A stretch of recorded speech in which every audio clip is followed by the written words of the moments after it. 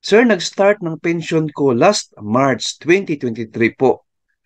Makakatanggap ba ko ng 13th month this December 2023? Salamat po. God bless. More power. Well, friends, ito yung question ni Sir after watching our recent video, no, na Christmas Cash Gift 2023 ni GSIS. 1 month pension to 10K po ang ma-receive ng mga GSIS pensioners. So, interesting question po ito, sir or ma'am. Sasagutin natin in a direct, concise, and with example. Kasi meron tayong 9 benefits po ng GSIS pensioners. I-discuss natin yan hanggang dulo. Are you ready to watch the full video? If yes, so let's get started.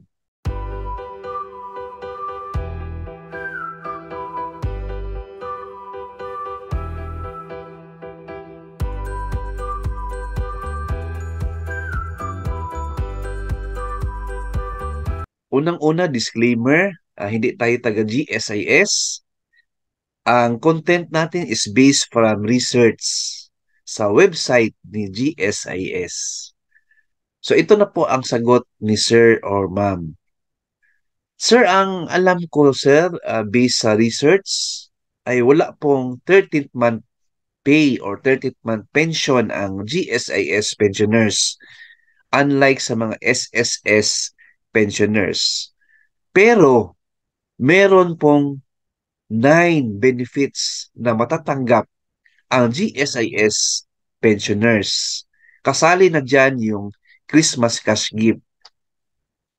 Of course, this year, meron kayong matanggap.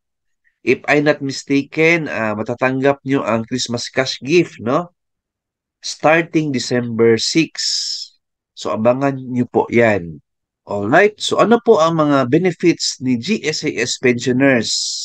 Answer, number 1, old age pension. Number 2, survivorship pension. Number 3, employees compensation pension. Number 4, pension increase.